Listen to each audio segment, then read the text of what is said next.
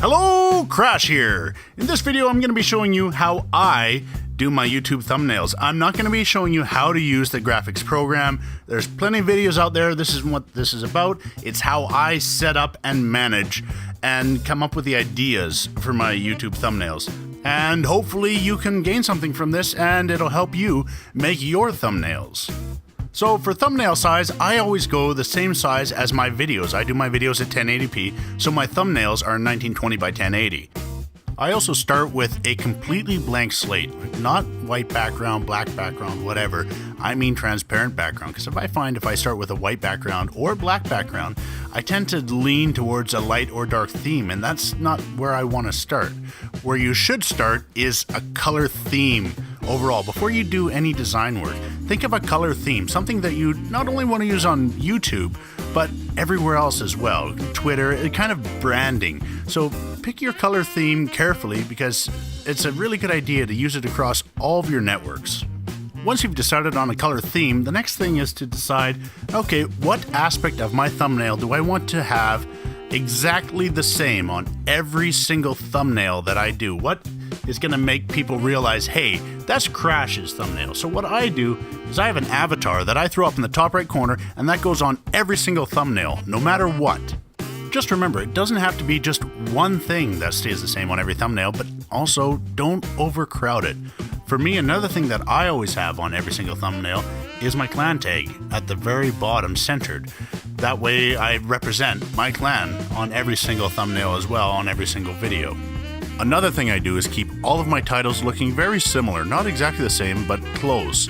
I use the same orange theme on every single one, and I don't delete one and then make another one as soon as I have to make another thumbnail. I keep all different titles for the most popular playlists. That way it's just a simple click of a button to turn it on or off. I don't have to worry about, well, this is what it's looked like before, right? I also have a description layer that stays exactly the same on every thumbnail. It can move up or down if needed, but it's the same font, it's the same color, it's the same shading. And all it is a layer that I turn on or off, and I made it so that it works with every single title and every single thumbnail. So that way I'm not having to go back to the drawing board every single time. Now at this point is when I add a background. I just add a generic background in case I have to just do any items I don't want it transparent. So I went with a dark theme. It goes well with my orange titles. And I always go gradient. It's just a solid color. It doesn't catch the eye as well. So I always go a gradient color for the basic background. Now that I've done my basic gradient background, I throw in what I'm going to use as my final background. But you'll notice that the colors kind of take away from the titles a bit. So what I always do is I throw on a desaturate filter, which gets rid of all of the colors. So it's basically just a grayscale backdrop. That way you'll see that all of a sudden the text really stands out, but there's still a few other tweaks I want to make. The text is a bright color, so I want to darken that background a little bit. So I go into the brightness settings and I just turn it down a bit. It makes this text stand out a little bit more, easier to see.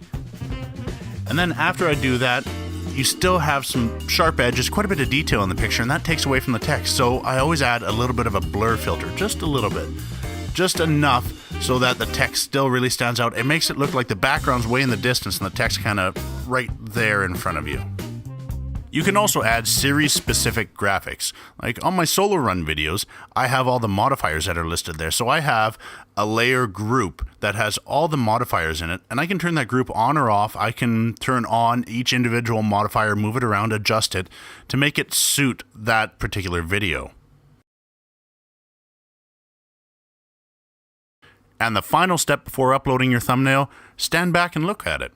Zoom out as far as you can and see if it still makes sense. See if it still looks like what you want it to look like, or if it's just a mash together that no one can make sense of. Because remember, that's what it's going to look like on a mobile phone.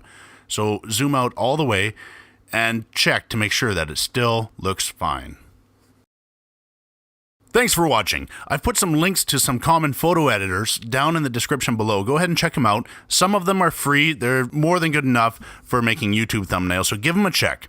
If you liked this video, hit that like button. If you really liked it, hit that subscribe button. What do you think, guys? Should I continue doing series like this where I give little tips and tricks that I use when I make my videos and thumbnails and anything else regarding my channel? Let me know in the comments below. Cheers and happy hunting.